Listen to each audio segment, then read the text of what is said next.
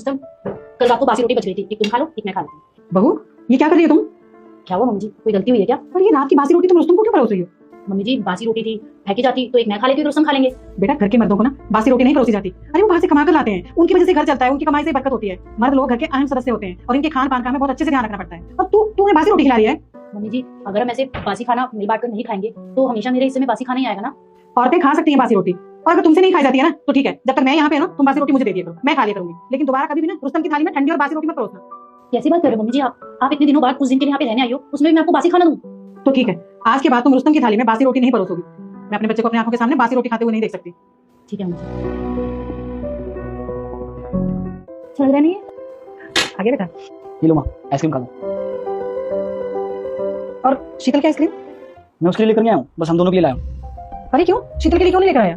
अरे माँ उसको क्या जरूरत है, घर की बहू ही तो है, वो क्या करेगी आइसक्रीम खा के? और ना ही वो घर की खास सदस्य है। और सबसे बड़ी बात, वो बाहर तो कमाने भी नहीं जाती है, माना कि घर के 2-4 काम कर लेती है, और उसके लिए मैं उसको आइसक्रीम थोड़ी ना खिलाऊंगा।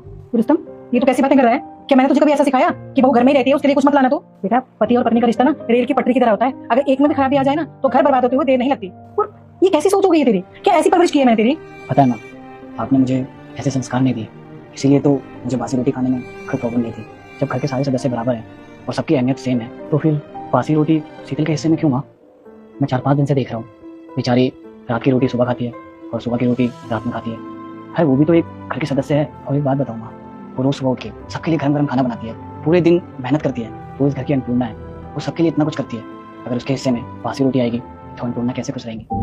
अच्छा एक बात बताइए, आपके ज़माने में आपके हिस्से में जब बासी रोटी आती थी तो क्या आप खुश रहती थी? नहीं ना, तो सोचिए वो कैसे खुश रहेगी। और हाँ, मुझे माफ़ कर देना अगर मैंने कुछ गलत बोल दिया हो तो। हाँ बेटा तू ठीक कह रहा है, तू जो मुझे समझाना चाहता है ना मैं समझ गई, मैं अपनी गलती मानती हूँ बेटा। बहू मुझे माफ कर देना। वो क्या है ना, शुरू से घर में यही होते हुए देखा तो मुझे लगा यही सही है।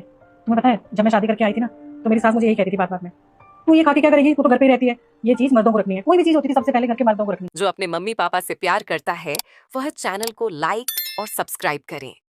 औरतों को मिले ना मिले तो बेटा मुझे यही लगा कि शायद यही सही होगा। लेकिन अब मैं समझ गई बेटा कि घर चलाने में मर्दों के साथ साथ औरतों का भी बहुत बड़ा योगदान होता है। मर्द अगर बाहर से कमा के लाते हैं तो औरतें उसे घर में संभालती हैं। अब से ना मेरी बहू अकेली ठंडी रोटी नहीं खाएगी, अगर बासी रोटी बचा करेगी ना तो हम सब मिलकर खा लिया करेंगे। पर बहू मुझे माफ कर देना, मैंने जो कुछ भी तेरे साथ किया। अरे नहीं मम्मी जी आप मुझसे माफी मत मांगिए प्लीज।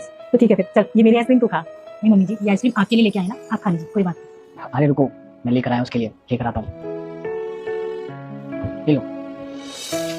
पहले से लेकर आया था और कह रहा नहीं लाया हूँ।